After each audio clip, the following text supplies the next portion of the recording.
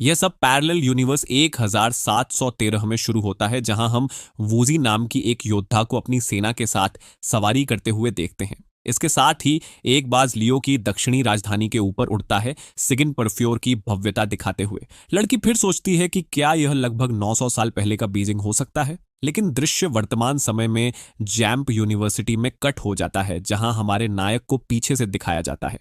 खुशी से भरा हुआ डींग एक ट्रॉफी पकड़ता है और शियाओ नाम की लड़की को अपनी उपलब्धि दिखाने के लिए बुलाता है। वह फिर उस युवती को याद दिलाता है कि अगर वह चैंपियनशिप जीत गया तो वह उसके साथ बाहर जाएगी, और अब उसने यह कारनामा पूरा कर लिया है।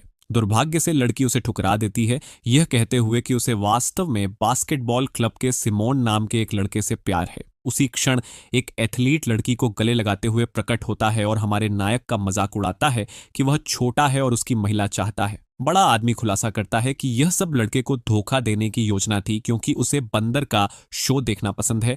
नायक स्तब्ध और बहुत क्रोधित हो जाता है यह जानकर कि उसे इस पूरे समय लड़की ने बेवकूफ बनाया। उसका खून खौलते हुए उसका हाथ ट्रॉफी को इतनी जोर से दबाता है कि वह कांपने लगती है। बास्केटबॉल खिलाड़ी उसे चेतावनी देता है कि पास न आए, क्योंकि वह लाखों का है और लड़का भुगतान नहीं कर पाएगा। युवक की भावनाओं की परवाह किए बिना एथलीट उसे एक साधारण हाथ के इशारे से धक्का दे देता है। इस बीच लोग टिप्पणी करते हैं कि वह वूशी है, एक महान छात्र, लेकिन वे सोचते हैं कि वह बहुत छोटा है। अचानक आकाश अंधेरा हो जाता है और भारी बारिश उसी स्थान पर गिरने लगती है। सड़क पर उजाड़ चलते हुए हमारा नायक महसूस करता है कि शियाओ पूरे समय उसके साथ खेल रही थी। एक गरजती आवाज के साथ लड़का शुद्ध आतंक के भाव के साथ आगे देखता है। उसकी दिशा में एक ट्रक तेज गति से आ रहा है जो उसे सीधे टक्कर मारने वाला है। टक्कर के साथ सब कुछ टूट जाता है और डोंग चिल्लाता है कि वह ऐसा अंत स्वीकार नहीं कर सकता। उसके बाद एक रहस्यमय नीला पोर्टल प्रकट होता है और अपने आसपास की हर चीज को अंदर खींचना शुरू कर देता है। पोर्टल के अंदर हमारे नायक की आत्मा एक प्राचीन युग के एक आदमी की आत्मा से स्थान बदल लेती है। फिर एक सिस्टम नोटिस बॉडी स्वैप की पुष्टि करता है और कि लोगों की यादें बदल दी जाएंगी। जागने पर नायक को बहुत लाभप्रद दृश्य मिलता है और वह स्थिति से पूरी तरह भ्रमित है। उसी क्षण प्राचीन कपड़ों में एक सुंदर महिला उसे डैंग नाम से पुकारती है। वह खुश लगती है कि वह जाग गया है और एक कटोरा पकड़े हुए है जिसमें किसी प्रकार की दवा प्रतीत होती है। कोमलता से युवती कटोरा बिस्तर के पास लकड़ी की मेज पर रखती है। युवती समझाती है कि उसने 3 दिनों से कुछ खाया या पिया नहीं है और इसलिए वह पतला और पीला हो गया है। चिंता के बावजूद वह नोट करती है कि वजन कम करने के बाद लड़का थोड़ा और सुंदर हो गया है। भ्रमित होकर वह खुद से पूछता है कि क्या वह अभी भी अस्पताल में है और क्या अब नर्सें कॉस्प्ले करती हैं। फिर भी हमारा नायक यह नोटिस किए बिना नहीं रह सकता कि यह नर्स बिल्कुल सुंदर है। दोस्ताना बनने की कोशिश करते हुए वह उसका नाम पूछता है, क्योंकि उसने पिछले कुछ दिनों से उसकी देखभाल की। युवती फिर अपना परिचय देती है, कहती है कि उसका नाम जिनलियन है और वह कोई साधारण नर्स नहीं है। टाइंग नाम नायक के सिर में गूंजता है और वह पहेली के टुकड़ों को जोड़ना शुरू करता है। इसके साथ उसे एहसास होता है कि वह वाटर मार्जिन की दुनिया में वूदल लांग के रूप में स्थानांतरित हो गया है। इधर उधर देखते हुए वह अपने प्राचीन कपड़े और फर्नीचर देखकर अपने संदेह की पुष्टि करता है। घबराकर युवक छिप जाता है और उस सिस्टम को ढूंढना शुरू करता है जिसने उसे इस दुनिया में लाया। लेकिन जिनलियन उसे ढूंढ लेती है और कहती है कि उसकी दवा लेने का समय हो गया है, जिससे वह भयभीत हो जाता है। हमारा नायक घबरा जाता है क्योंकि वह अभी अभी इस दुनिया में आया है और पहले से ही उसे एक संदिग्ध दवा लेनी है। उसे फिर वह टीवी सीरीज याद आती है जो उसने देखी थी, जहां किरदार को उसकी पत्नी ने जहर दे दिया था। स्मृति ताजा होते ही वह कटोरे को हवा में फेंक देता है और उसे जहरीली औरत कहता है। धमाके के साथ कटोरा फर्श पर टूट जाता है। सारा काला तरल लकड़ी के फर्श पर फैल जाता है। दृश्य देखकर युवती की आंखें आंसुओं से भर जाती हैं और उसके चेहरे पर गहरी उदासी का भाव आ जाता है। वह फिर समझाती है कि उसने 3 दिनों तक उसकी देखभाल की और कृतज्ञता के बजाय वह उस पर भयानक आरोप लगा रहा है। नायक जानकारी को समझता है और महसूस करता है कि इतिहास के अनुसार वह अभी तक साइमन चिंग से नहीं मिली है। राहत महसूस करते हुए वह समझता है कि फिलहाल उसे युवती द्वारा जहर दिए जाने का खतरा नहीं है। बिना कुछ और कहे जिन झाड़ू उठाती है और फर्श पर बने गंदगी को साफ करना शुरू करती है। युवती की सुंदरता देखकर डैंग दुविधा में है कि उसे भाग जाना चाहिए या इतिहास बदलने की कोशिश करनी चाहिए, लेकिन वह तय करता है कि वह इतनी सुंदर औरत को किसी और को नहीं सौंप सकता और वह भागेगा नहीं। वह फिर सोचता है कि सबसे अच्छी रक्षा एक अच्छा आक्रमण है और अपने दिमाग में एक योजना की कल्पना करने लगता है। अपनी कल्पना में वह एक फुटबॉल मैदान में है और आसानी से एक लड़की को ड्रिबल करता हुआ निकल रहा है। ठीक उसके बाद वह पूरी ताकत से गेंद को किक मारता है, जिससे वह हवा में आग पकड़ लेती है। जलती हुई गेंद एक उल्का की तरह तेज गति से अपने लक्ष्य की ओर जाती है। इसके साथ गेंद पांग चुम्मी नाम की दूसरी महिला को सीधे लगती है, उसे पूरी तरह अस्थिर कर देती है। आत्मविश्वास भरी मुस्कान के साथ हमारा नायक अपने मन में तय करता है कि वह उन सभी को जीत लेगा। वापस वास्तविकता में अचानक दर्द की चीख उसे उसके विचारों से बाहर खींच लेती है, उसे चौंका देती है। वह फिर देखता है कि जिनलियन फर्श पर गिर गई है और उसके पेट में तेज दर्द से तड़प रही है। चिंतित होकर लड़का उसकी मदद करता है और वह समझाती है कि ये उसके मासिक धर्म के केवल एंटन हैं। युवती महसूस करती है कि वह बदल गया है और उसी क्षण एक सिस्टम करेक्शन प्रभाव सक्रिय हो जाता है। अंततः सिस्टम स्वयं प्रकट होता है और अपना परिचय ब्यूटी नर्चरिंग सिस्टम के रूप में देता है। सिस्टम फिर उसे एक मुख्य मिशन देता है जो असफलता के गंभीर परिणामों से उसे स्तब्ध कर देता है। मिशन के साथ नायक निराशा में चला जाता है क्योंकि उसने अपने जीवन में कभी किसी लड़की को डेट पर पूछने में भी सफलता नहीं पाई। लेकिन सिस्टम उसे चुप रहने को कहता है और चेतावनी देता है कि अगर वह हारने वाला बना रहा तो उसे पूरी तरह मिटा दिया जाएगा। आंखों में आंसू लिए लड़का महसूस करता है कि इस बार असफल होने पर उसे पुनर्जन्म का मौका भी नहीं मिलेगा।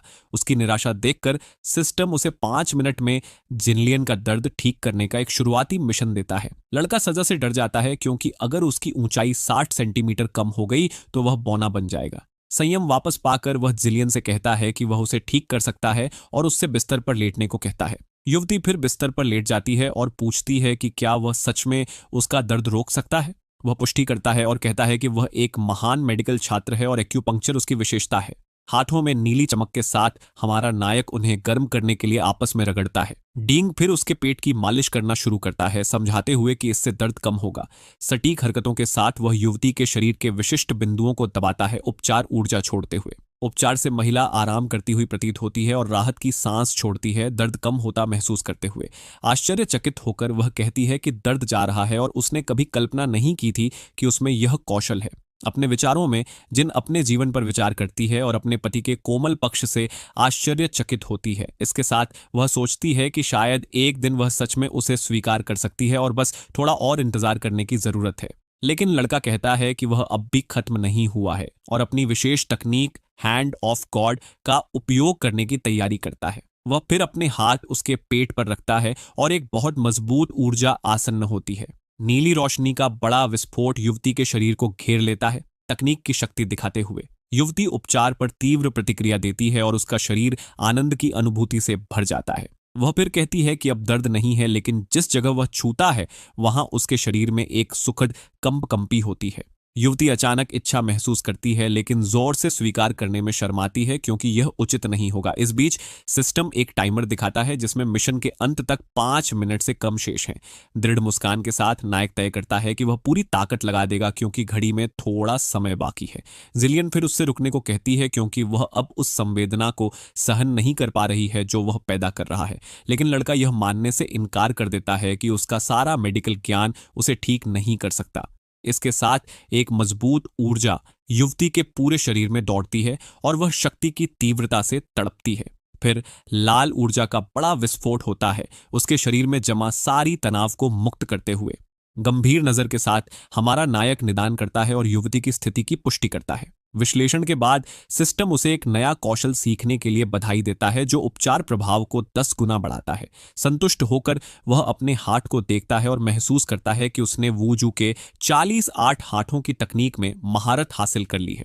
आत्मविश्वास से भरा वह सोचता है कि सिस्टम के साथ उसे साइमन चिंग से डरने की जरूरत नहीं है और वह अपनी किस्मत बदल सकता है। बाद में बिस्तर पर लेटे हुए नायक अपने सामने तैरती सिस्टम स्क्रीन को स्क्रॉल करते हुए आराम करता है। एट्रीब्यूट पैनल खुलता है और वह देखता है कि पिछले दिन जिन का इलाज करने के लिए उसे 10 पॉइंट मिले। लड़का दुविधा में है कि उसे जिन के मिशन को पूरा करने के लिए अपनी ताकत बढ़ानी चाहिए या करिश्मा।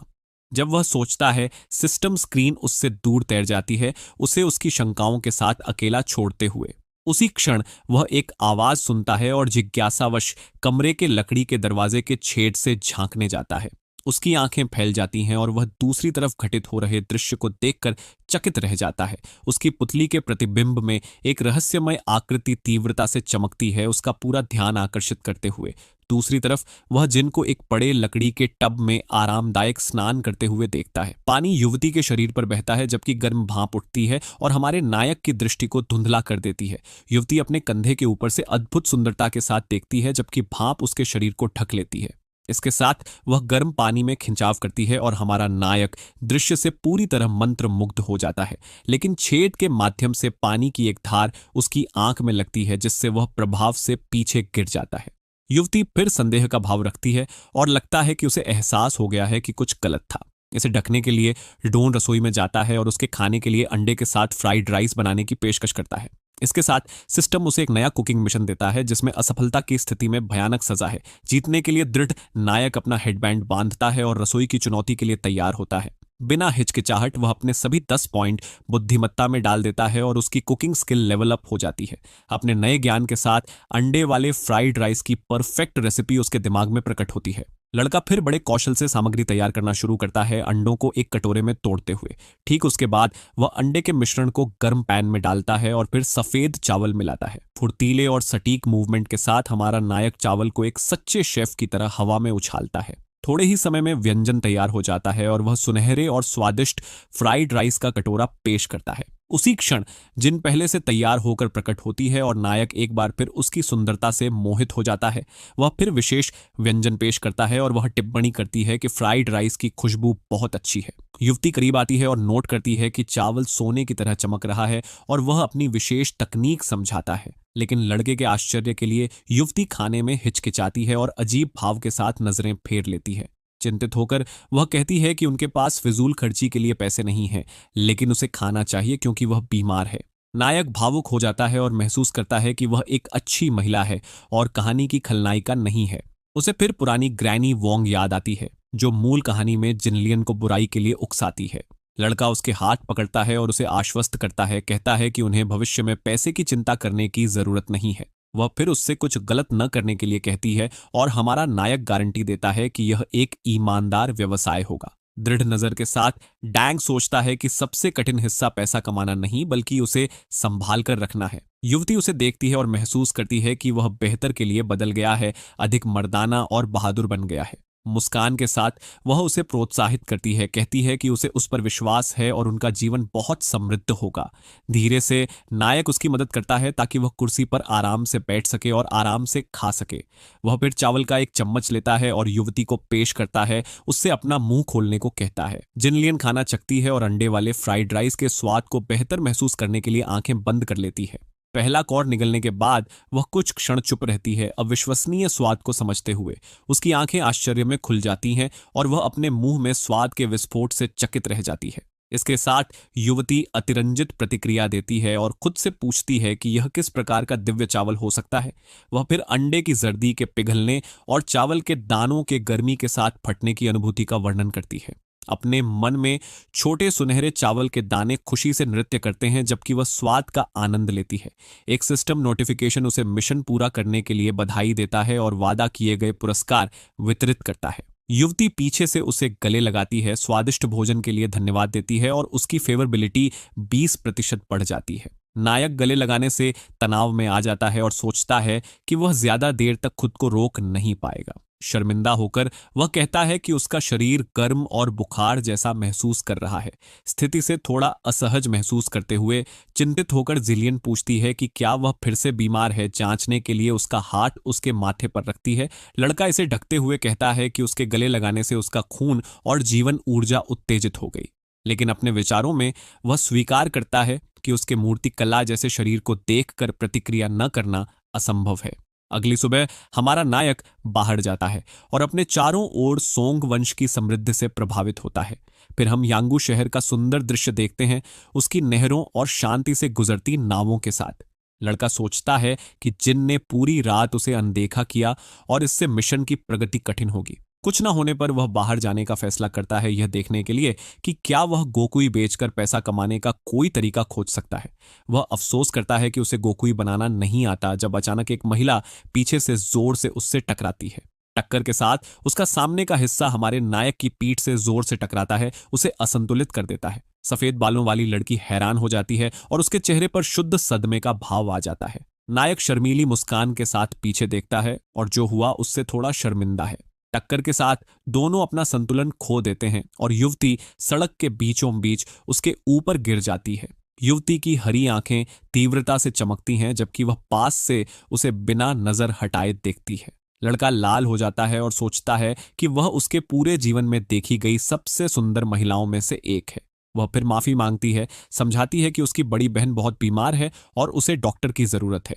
उसे जाते हुए देखते हुए वह सोचता है कि कुछ वर्षों में इस वंश पर गुरचिन आक्रमण करेंगे। फिर उसे याद आता है कि उसके लोग आक्रमणकारियों के हाथों कैसी अपमान सहेंगे और उसका चेहरा गंभीर हो जाता है। उसी क्षण सिस्टम उसे युवती की मदद करने का नया मिशन देता है और सजा हमेशा की तरह भयानक है। अचानक एक सुपर आधुनिक मेडिकल किट आसमान से गिरती है और हमारा नायक उसे मजबूती से पकड़ लेता है बिना कुछ समझे। सिस्टम समझाता है कि क्योंकि वह इस दुनिया में नया है, उसने उसे एक बार का उपहार दिया है ताकि वह मदद कर सके। केस के अंदर उसे कई हाईटेक सर्जिकल उपकरण और उच्च सटीकता मिलती है। आत्मविश्वास भरी मुस्कान के साथ वह सोचता है कि किट और अपने पॉइंट्स के साथ वह चिकित्सा का मास्टर बन सकता है।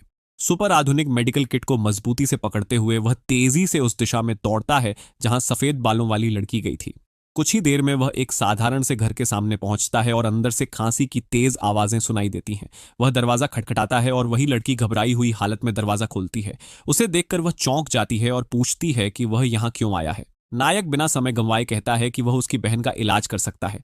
पहले तो वह उस पर शक करती है, लेकिन उसकी गंभीर आंखों और आत्मविश्वास भरे चेहरे को देखकर उसे अंदर आने देती है।